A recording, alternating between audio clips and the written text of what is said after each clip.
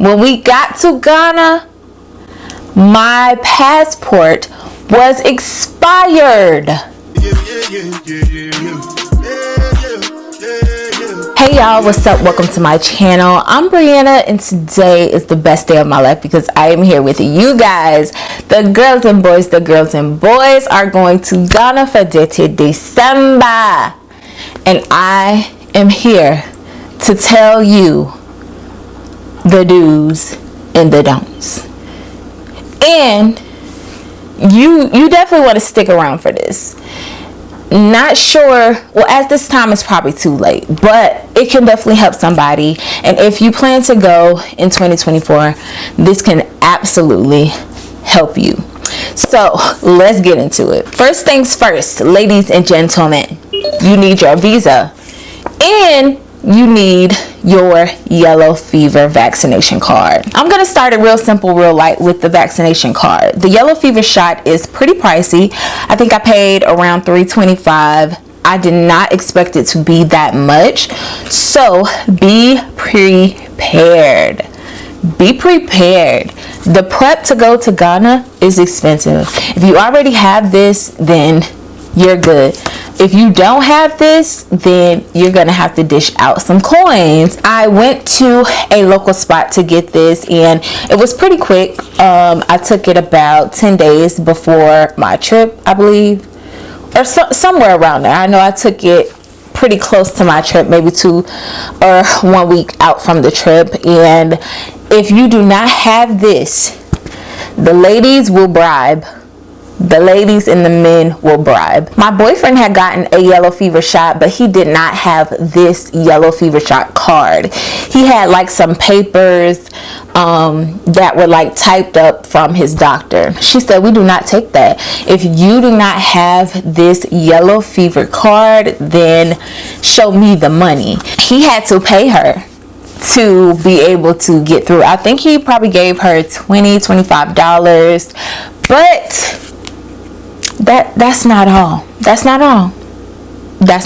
Little did I know, when we got to Ghana, my passport was expired.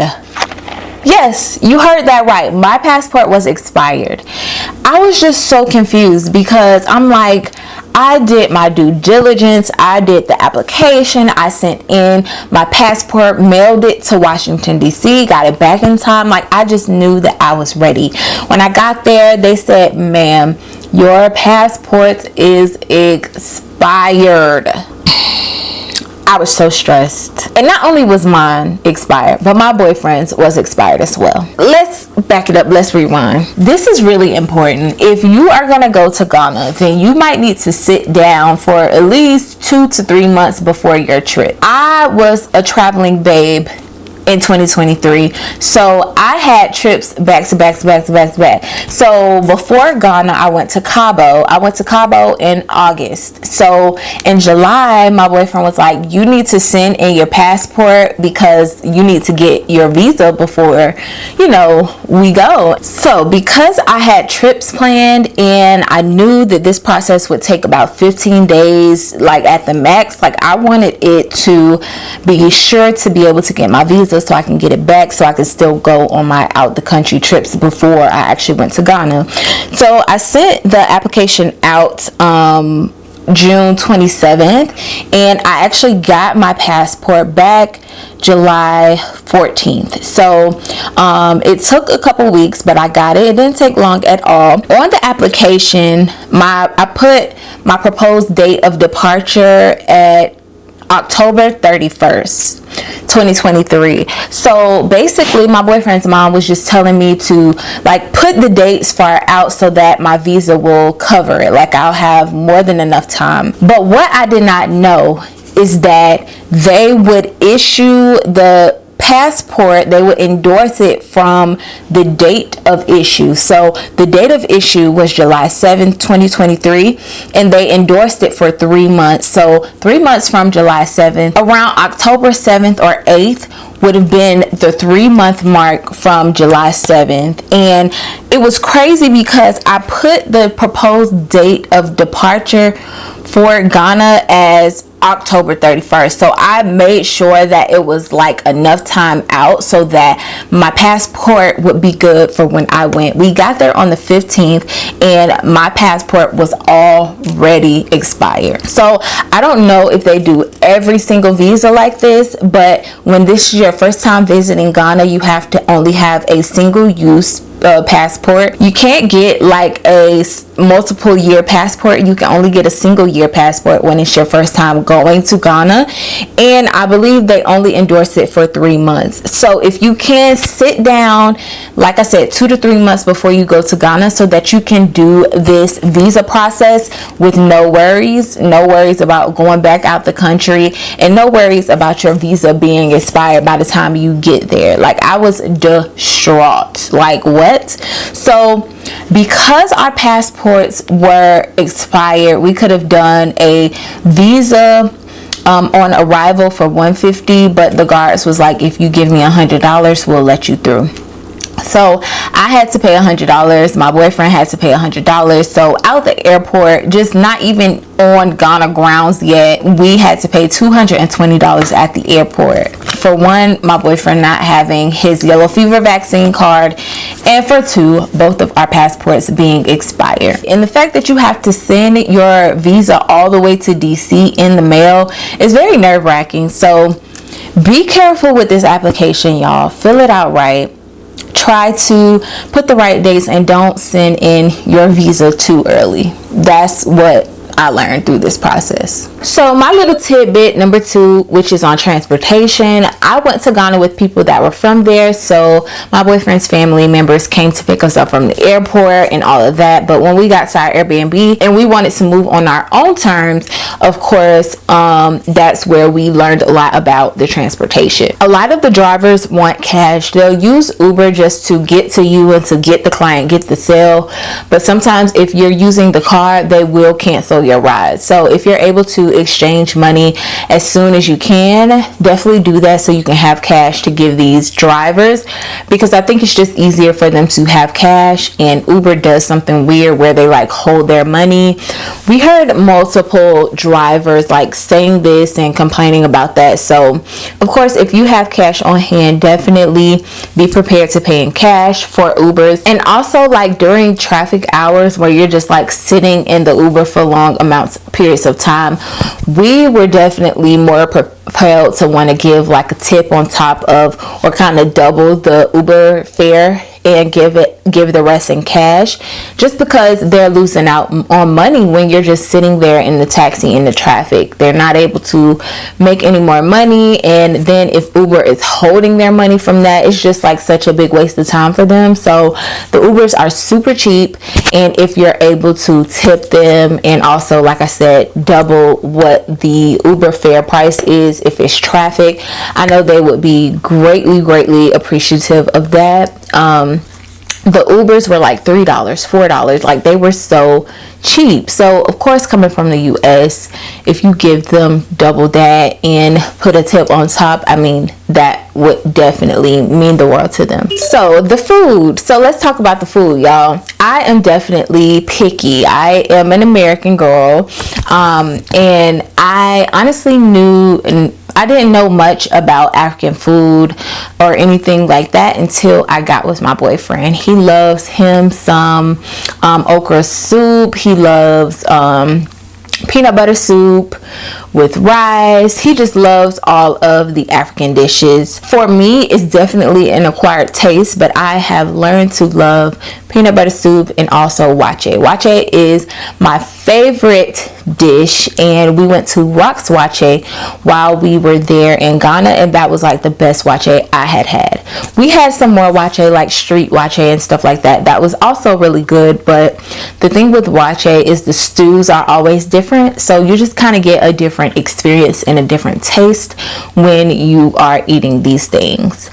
And my second point on food is that I am a salad girl, and they do have salads in Ghana, but I think I was having more troubles with like getting salad dressing. So when we went to the living room was a restaurant that we went to a couple times. They had salad dressing, and also the restaurant that was attached to our Airbnb had salad dressing as well. But the second time that I went and tried to get a salad, they did not have any more. They had ran out. And I think like condiments are not as important to them. Like even when we went to the wedding, they had salad but not like salad dressing. So like these are things to kind of point out if that's something that you can't live without.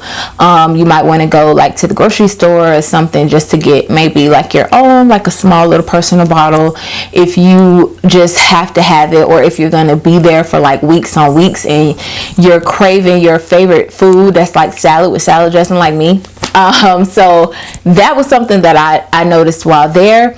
And our Airbnb was actually pretty centrally located. It was by the mall, Atarah Mall, and everything was pretty close. And I think when we went to Cape Coast Castle, that was about a 2.5-hour drive. We did hire a private driver, and this goes into my third tip. I feel like if you want to do excursions in Ghana, again, it's so clutch to, if you know somebody there and they know a driver, that you just hire a driver and go for a day trip. I think we spent around 900 cedis to do a day trip there, where he took us there, waited for us to finish. He took us to the university that is over there, and we got food on the campus, and then he drove us back. So we were able to experience Cape Coast at a cheaper price than what maybe like a travel agency or like a traveling business there in Ghana would charge, just because they're gonna tax. They know that people that are coming there that are travelers, they have money, so they're going to charge them that. The people that are natives there and that maybe have a side business being like a day taxi, it's more feasible and economical if you could just go with someone like that.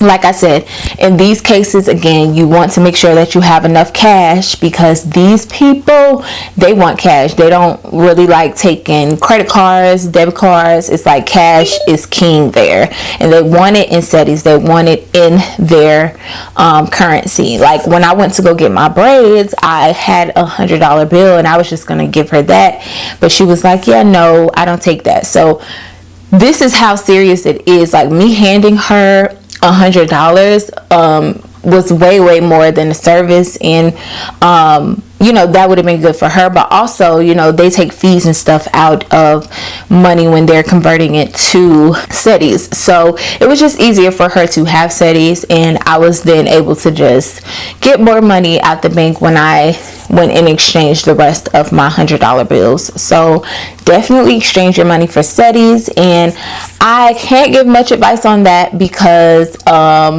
we were using his my boyfriend's family bank to get the money out, so it was really easy for us. But like I said, y'all, if you have somebody that that is from there, that has family there, go with them. Like, please go with them. Like, wow. And that takes me to my next point. When we went to the art center, it's like that is where you get all of your like souvenirs, your artwork, clothes, shoes. I got some waist beads. It's just so much that you can get there.